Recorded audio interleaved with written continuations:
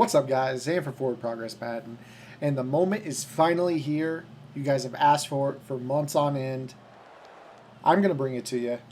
3-3-5 defense. My entire scheme. Let's get into it. Okay, so basically in this video I'm going to show you every single blitz setup, the coverage adjustments I like to use and employ, and the different types of adjustments that I make to my defensive front to account for different formations. So this is going to be a lengthy video. If you don't mind, before I start to break into this, if you don't mind, give me a thumbs up, give me a like, give me a comment, subscribe, follow me, do whatever you got to do. Comment, questions, complaints, put them down below. I'm going to be in the chat box below helping you guys out as much as possible. Let's go ahead and break it down. Tampa Bay Buccaneers are my favorite team on the game to use this defense with, and we'll get into why here shortly. Michael Johnson, he's going to be our left B-gap guy. He's our best pass rusher, so I'm going to leave him on his own. He doesn't need help getting free. Gerald McCoy, obviously, he's your nose tackle, one of the best nose tackles, well, defensive tackles on the game. Then we put this guy, Jockey Smith, in the game as our left end. He's a 7'4" overall, like 84 speed, mid-80s excel. He's going to be the guy that we're getting free the majority of the time. Levante David. Obviously, in this defense, you're going to need good coverage, balanced outside linebackers. Levante David is one of the best in the game at coverage. I think he's got like 88 zone or something ridiculous. Danny Lancina, I just play him with the Buccaneers just because he's what they got. If you want to, you can put Jason Williams out there. He's a little less aware, plays the run a little bit worse, but kind of depends on what your opponent does. I like to use the middle linebacker, so Mason Foster, it really doesn't matter. You could use whoever you want. McGee's also fast. The reason I like the Buccaneers is because all 5 guys that I put on the field are going to have the aggressive trait. Most people face throw to the left side of the field. Jonathan Banks, 6'2", aggressive trait. Of course, he's going to be on the field. Deshaun Goldson, I believe he's 6'1", big hitter trait, aggressive ball in the air trait. He has to play. Bradley McDougald, strong safety. He's like 6'2". He's got the aggressive trait. Alteron Werner, he's got the aggressive trait. And last but not least, our nickel back, Mike Jenkins, he also has the aggressive trait. So that gives us 5 DBs on the field with the aggressive trait. They're going to be able to hawk in this defense. We're going to be sending a lot of pressure using maybe only 3, sometimes 2 rushers, depending on what our opponent likes to do. And having those guys who are going to jump the passes while they're in the air is huge to getting turnovers with this defense, and that's why I thoroughly believe the 3-5 is the best defense on the game when you're using a team with all the aggressive traits that you can possibly get on the field. Now, the Patriots can get all 5 aggressive traits on the field, and they have outside linebackers in Hightower and Collins that both have like 88 zone coverage or something, and they both have the aggressive trait as linebackers. So they've got like 7 guys that they put on the field with the aggressive trait. And then you use your Mayo, and it's just like a good game. Okay, so that's enough talking. Let's go ahead and get into the base pressure that is in the game here. We're going to look at cover. Well, you can really run any play you want. I run mainly cover 3 sky drop, cover 3 buzz drop, and cover 4 drop. So let's go ahead and look at cover 3 buzz drop. Base setup that you've seen in every single ebook on every site on the net. They all got this defense from me. I'm not one to normally claim my defense, but anybody who knows anything about Madden, competitive Madden, knows that the 3-5 is something that I came up with this year. And it's been a very popular defense. Guru runs it. He's won some tournaments with it. He runs it a little bit different than I do, but the base setup is base align, pinchy crash the D-line down, and then bluff blitz the left outside linebacker who's on the right of the screen. Now, what you're going to do after that is you're going to use your middle linebacker. Well, you don't really have to, but what you need to do is take him from this spot behind the nose tackle and move him about 2 steps to the left so his inside shoe is basically right in that A-gap. You can basically draw a line down from his shoe on your screen and practice getting the setups in. It's really easy once you get it down. From there, the coverage is up to you. If you feel they're going to throw a smoke screen, you can use the outside, either guy that's in a flat zone, whether it be the nickel back or the outside linebacker. Don't be afraid to get a little bit wider with the outside linebacker. The pressure will still come in. So when they snap the ball, you're going to get this B-gap pressure that is going to sack the QB. Now, Probably because I took so long to set up the defense is why it didn't come in clean there. Normally, I like to adjust this and get it before the line sets. So let's go ahead and call the play and set it up quickly out of the huddle. So I'm already done. Boom, we're done. And when the ball's snapped, boom, you're going to get this B-gap pressure. And we're going to break the sack. But that is the base ebook pressure that you've seen every site in the world have. You name a site, they have this as a tip, whether it's in their lab, their ebooks that they're selling. This is the base pressure. I mean, this is the pressure that I had in New Jersey on like September 6th. So, I mean, this is something that's been out for a long time. A lot of players are using it. It's very popular. And as a result, it's kind of threw people away from the nickel 3-5. Yet I stuck with it. Why? Well, because that's not all there is to it.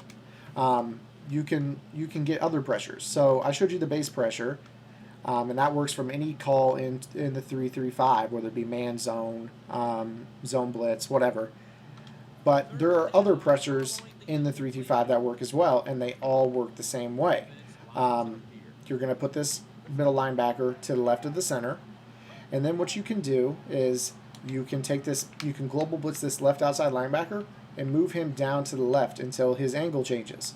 Again, everything else is optional. If you feel like they're going to run circle, you can put, players in, the free safety can go into a hook zone to take away that crossing route that Vincent Jackson's on, and you're going to get this left B-gap pressure.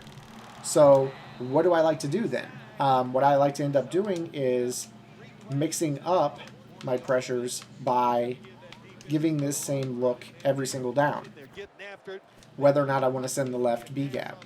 So go ahead and call a play again. Call circle again. You can set up something that looks like this.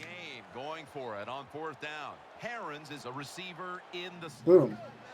Now you're going to get your right B-gap still. From the gun. I lied. We're not going to get the right B-gap here. We'll go ahead and throw the ball and change possession real quick.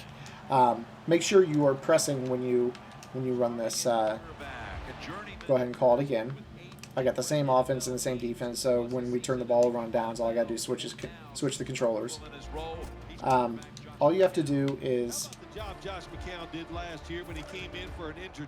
make sure you do the line shifts before they're set, and then just move that linebacker to the outside a little bit.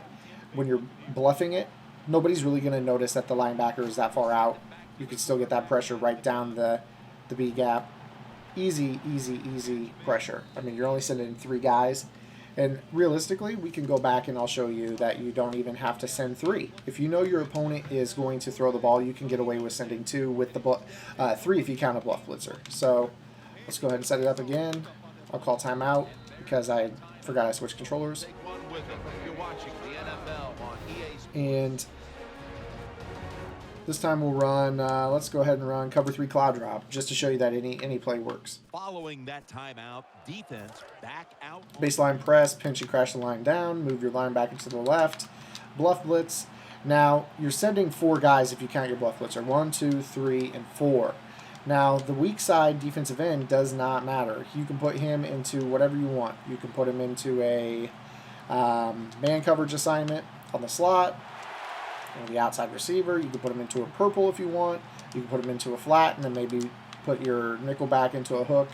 It doesn't matter. As long as you're sending those 3 on the right, you're still going to get the pressure. And as we just keep breaking the sacks here, that is how you get the pressure. You don't have to send 3 if you don't want. Just be aware if they run the ball, you're sending 2. Pancake City. But you can add that extra player into coverage if you want. So now we're cooking. I showed you how to get the left pressure. I've showed you how to get the right pressure. I've showed you how to get pressure only getting 2. There are other tips on the internet that I put out from other looks in the game with the 3-3-5 to get pressure as well. If you use all those tips that I put out, just those pressures, then you're going to be golden. You've got outside linebacker pressures, corner pressures, in both defensive ends getting pressures. That's really all you need. Both B gaps, both edges, you're set in your ways. Now, how do I adjust to the most popular things in the game? Because obviously, the game isn't as simple as your opponent just sitting back and letting you sack them. Of course not. So let's go ahead and look at circle. So as I mentioned earlier, I kind of gave you a tip. When you're facing a play that's got the PA end around route in it, and what I mean by the PA end around route is the route that Vincent Jackson is on, this deep crossing route that gets inside position on nearly everything, it is the worst thing in the world to have to defend. Not necessarily from the shotgun because we got this crazy pressure, but mainly from, like, say, single back bunch. So we'll go ahead and call a timeout. I'll show you the single back bunch.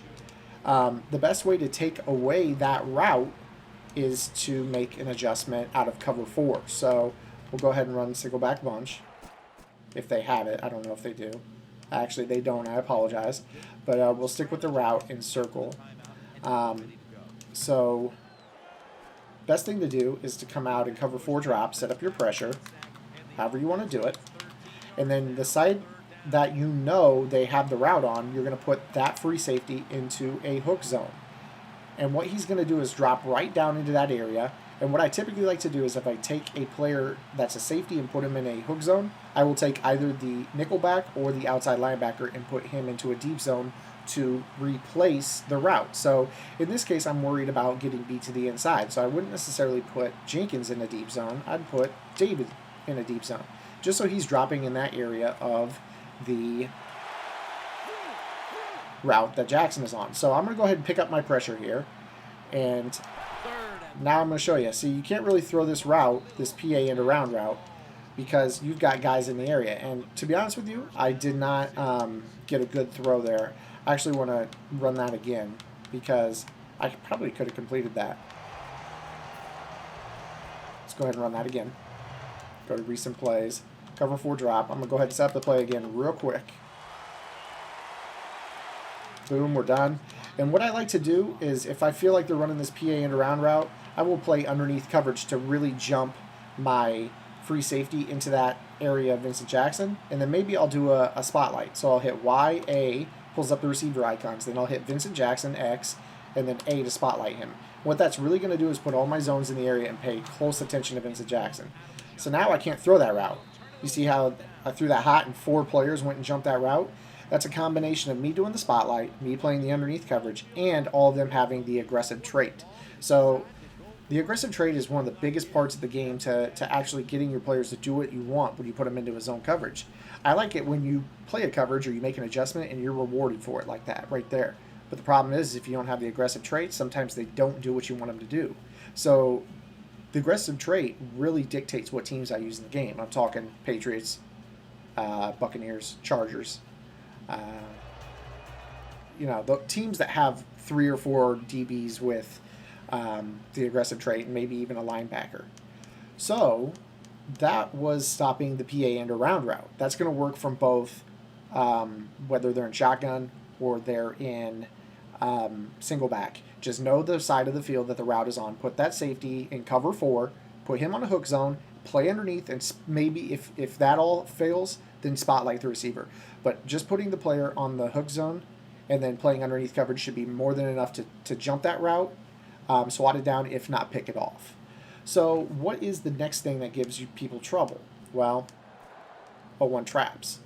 Now, I'm not going to pretend and act like 0-1 trap is completely locked because, I mean, it's not. But at the same time, there are adjustments that I make to stop traps. So we'll go ahead and run an 0-1 trap. Let's go ahead and run it from shotgun normal because that's a really popular one. Whenever I see shotgun normal, I know trap. What I like to do is obviously we're setting up our pressure. And we know if they were to run an 0-1 trap, they're going to trap my defensive end Smith. He's going to be the one that comes free. So we've already got this guy stepping down into the box on a Bluff Blitz assignment. So he's going to be possibly in there to make a play. If we worry about the 0-1 trap, when you see a formation like this, you're actually going to think 2 things. PA it around, or the PA read play, in which the backside receiver runs the cross. So you put him in a hook, play underneath, and you'll maybe replace the deep zone if you want. And then what I like to do if I'm worried about the 0-1 trap is I put the strong safety onto a hook zone. Now, obviously the strong safety is coming down into the box. I'm using the middle linebacker, so my responsibility at the snap, if they are passing the ball, is to get deep in this quarter right here. So I'm going to be covering the middle with emphasis to the right side of the field. So my opponent, when they run this trap, they try to run this trap right up the middle. And what I noted about having a great nose tackle comes through here. Gerald McCoy, 97 overall, is going to be able to make a stop for us. Now, that's not super reliable. You can't always rely on your nose tackle making a play. When I was in New Jersey, I used the Patriots, and Vince Wilfork, when I played a couple of my opponents, they were just spamming 0-1 trap. Vincent Wilfork played one-man trap defense on his own. But notice how we get this sort of look. The tackle lets his man go by, and he's going to go block down on me, my user player. So what that's going to do is it's going to leave my strong safety, who was on a spy, coming into the hole. And then we also have our Bluff Blitz outside linebacker. Now, remember, I believe I put in Jason Williams, so he's a little bit worse than a good outside linebacker, like, say, a Collins or a Hightower. But that puts two guys in the area to make a hit on the running back at the line of scrimmage. If not, your nose tackle, breaks off and makes a play there as well. So that is huge in that we can stop the 0-1 trap with just one simple adjustment. Again, I'll show it to you. We'll go ahead and run another 0-1 trap. Let's go ahead and run gun deuce. Or I believe that's gun ace. Sorry. So again, the setup is like so. We wouldn't really worry about the PA and around route from this formation, so you could just leave the coverage as you want. Let the ball be snapped, and then you scrape over and make that tackle yourself right there. The key is if you know they're running the 0-1 trap, do not get aggressive and come down and try to let them block you, because a lot of times that'll just open up a huge lane right up the middle and then you're gone. You want to kind of sit there and let that right tackle come get you, allowing that safety to creep in. So actually right there, because we had two tight ends blocking, it really helped this formation. But notice how we stayed back, and that helped give us an angle. If we would have been like down here in the line of scrimmage, like right behind McCoy on the left, he's gone, because we're not there to make the tackle by getting off the block and hitting the A button. So by being patient against the 0-1 trap, we're actually doing better to stop it than if we aren't being patient. So that right there was only a gain of, I don't think it was a gain at all. So we've run two 0-1 traps, and our opponent has only gotten 1 yard, and that's from zone. So let's say we were wanting to run man. I mean, man is a better run-stopping concept anyways, because the players are drawn to the run easier. So say we want to run it from like cover one. Cover one's a good coverage already. You can bluff blitz your man from a man assignment. This man is already in a blitzing assignment, so we can maybe spy him too. We could spy both players. And now we have good man coverage with two spies. We're going to shut down the run. We're going to stay patient, scrape over the top, and boom. We just went ahead and got, well, if Bobby Rainey didn't spin out of that like a miracle, we had to stop behind the line for no yardage. So we're completely shutting down the most popular run in the game with little more than just spying a player or two. And that's a major thing that people do not know about 3-5 is like they just complain. 0-1 trap kills me. Counter and strong power kill me. Well, the counter and the strong power shouldn't kill you, and I'll show you why here shortly. But 0-1 trap, I can see it. But are you doing anything? Are you just sitting there in the base pass rush and praying that your opponent throws, and then when they run, they're gashing you? Are you being patient? Are you actually analyzing how the blocks are made? Those are the things that go into labbing a defense, learning it inside and out. Because, to be honest, if you were to sit in quarters all year, eventually you're going to be really, really, really good at running the quarters, because you're going to learn how to shoot the gaps versus certain runs, what gaps to shoot, what gaps not to shoot, how to manipulate the line into blocking you a certain way, and what adjustments you need to make. Those are the things that aren't taught in ebooks, and I'm not knocking ebooks. Those are good things for a lot of players, but when it comes to a scheme, the adjustments are the things that get left out a lot of times, and I'm here to teach you those things. So go ahead and get back into it. I said counter and strong power aren't an issue, and they're really not. I take that back. Counter to the right is pretty good against the 3-5, but most people run their counters to the left and their strong powers to the right, and sometimes they'll run their strong power to the left. But most people, for some reason, don't run their counters to the right. But let's go ahead and show you strong power and counter. First down here. Same setup. So we know that there are some pass plays out of this. This is a pistol formation, so our pressure is going to work. We know that in this formation, players like to typically run the PA with everybody on the left crossing from left to right, rule out, you know, that type of play. So how would you attack a defense like this while still maintaining good defense against the counter and strong power? Well, we don't need all of our zones to the right side of the screen because most of our players are to the left. So let's go ahead and take our strong safety out of his assignment. We'll put him in a spy. What that's going to do is help him play any runs basically anywhere. He's going to take cutback lanes if the run is to the left, and he's going to spy the ball carrier if the run is to the right. Now, you're free to go ahead and move this corner in if you like. I'll go ahead and reset the play. I believe we're base aligned. I believe if you were to hit Y and then RB, it would pull in the corner. Yes, it does. So you can go ahead and hit Y and RB to pull in the corner. That's going to help you get a little bit better on the edge. And then just do a setup like so. And that deep zone will be good enough to run with Safari and Jenkins, and if they put the ball in the air on a streak, Werner's got the aggressive trait. He'll go and jump after it. So you don't have to worry about getting killed down the seam because Werner's going to do a pretty good job. So I don't even remember what call I made at this point. Let's just go ahead and run it. Strong power. So, and I might be gone. So with the strong powers, the runs to the right in general, you really have to do a good job as the user, and it's hard for me to simulate. You have to really do a good job as the user of scraping to runs on the right. You have enough help to the left that you don't have to make the play yourself, but you really need to kind of worry about the ball to the right. So again, my setup is base align, pinch crash the defensive line, and then just make that spy adjustment, and you're good. Now, what I like to do is I like to hold the right trigger, and then when I know where the ball's going, I scrape over the top. And what that's going to do is, as you can see, our guy got tripped up, but that safety got freed up by me scraping. And that is again, a thing that comes from learning and running this defense so much. And it's really hard to try to run the ball and stop the run at the same time. And I promise you I have so much more success doing this against user players because I could just focus on what I'm doing defensively. But as you see, I do not try to get down on the ball here. If I were, that would make the targeting of the lineman so much easier.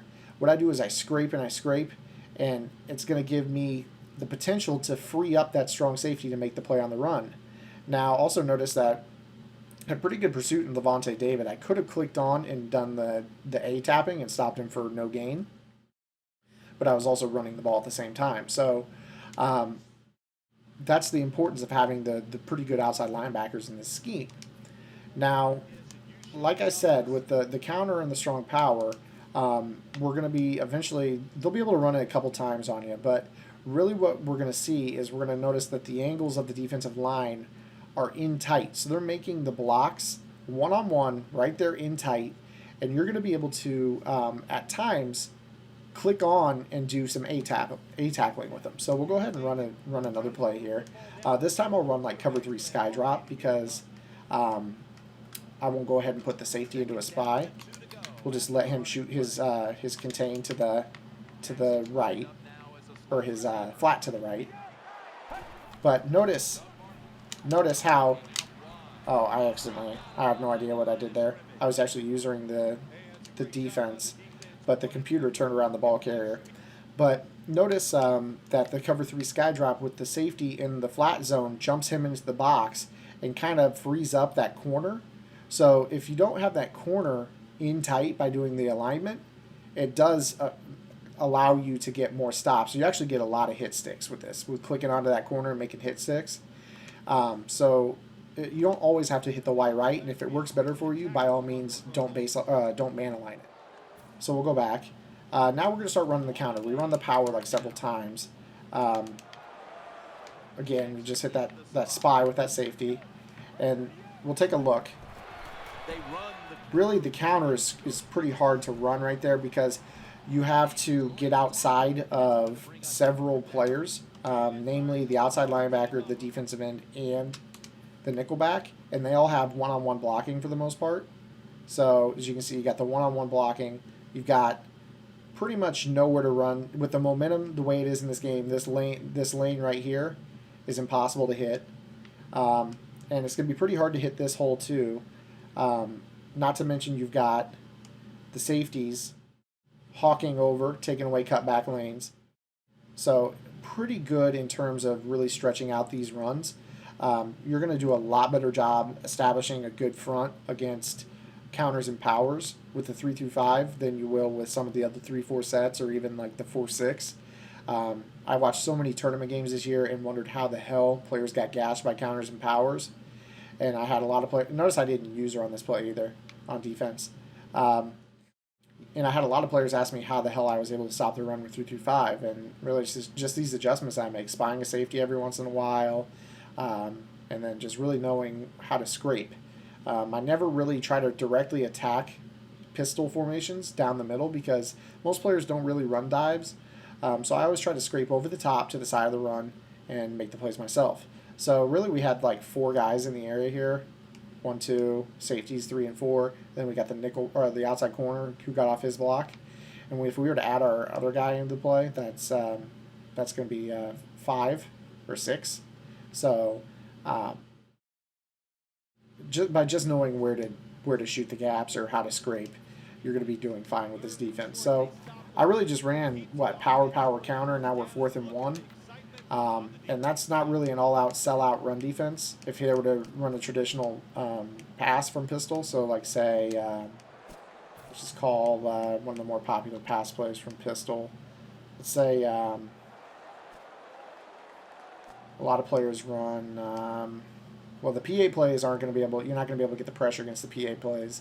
Smash is a good one. If they were to run like a traditional pass play from this, your pressure is going to come in. So we're thinking, okay, he might run the ball. Let's go ahead and just set up our pressure. You know, we just set up something like this. And he ends up throwing the ball. Well, we're going to get that pressure.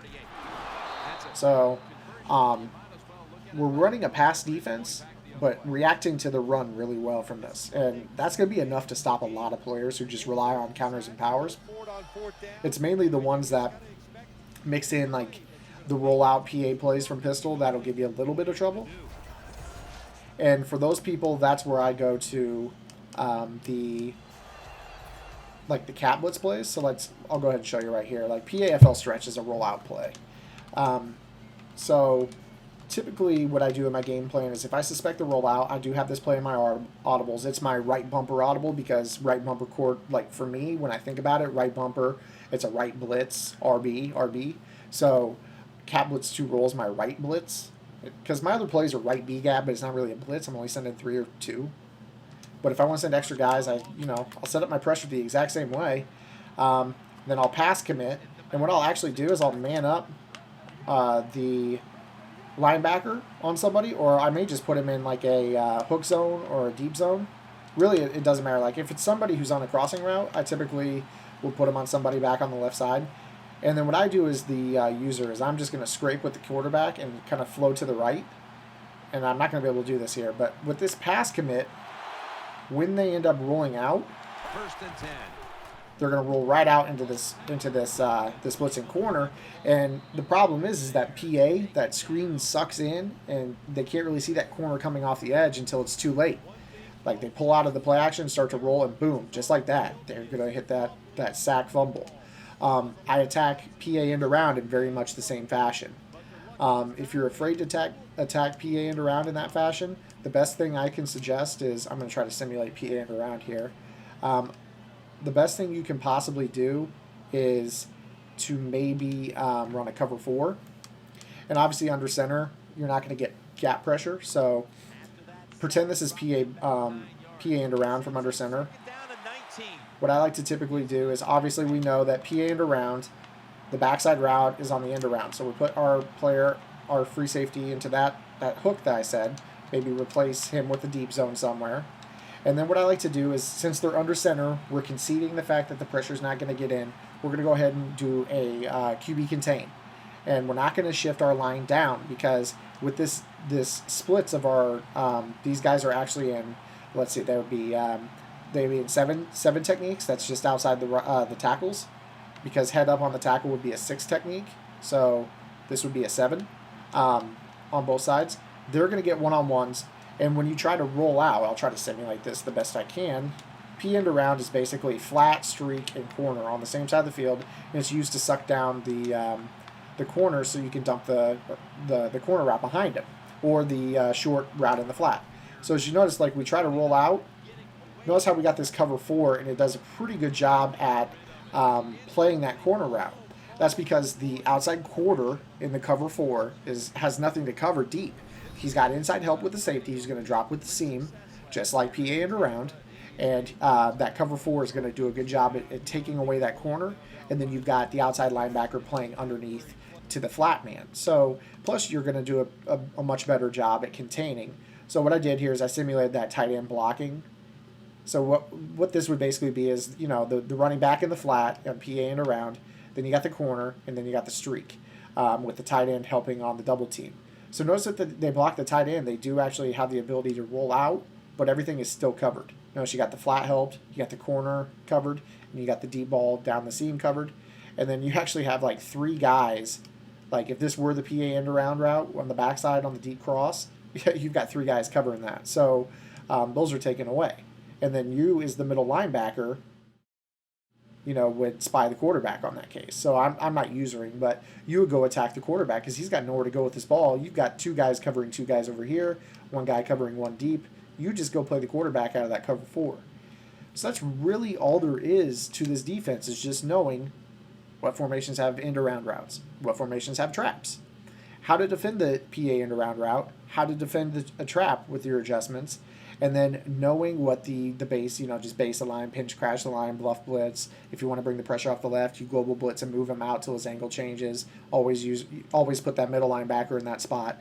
It seems like a lot, but hopefully this 31 minute and 30 seconds at this point video has expanded your knowledge of the 3-3-5, how to make adjustments, because honestly this could be a defense that you could run, or some of the adjustment concepts you can apply to whatever defense you run, whether it be 4-3, 3-4, big nickel, dime, quarters. All these adjustments are pretty much universal for most formations, and that's what makes it so I can hop from formation to formation, play to play, and still be able to stop things. It's basically just comes down to what are the pressures for your formation, and how do you learn to make adjustments over time to account for the popular techniques in Madden. So if you guys like this video, please, you know, I spent a long time on it. I've been talking for 32 minutes. Give it a thumbs up. I'd greatly appreciate it. If you have any questions, comments, concerns, or complaints, drop them below. Send me an email. Make sure to follow me on Twitter at ZAN_4PM. I'll be happy to answer questions there as well. Until next time, get in the lab. Let me know if this works. Especially let me know if it helps you win any games. I'd love to hear the stories. All right, guys, take it easy. Next time.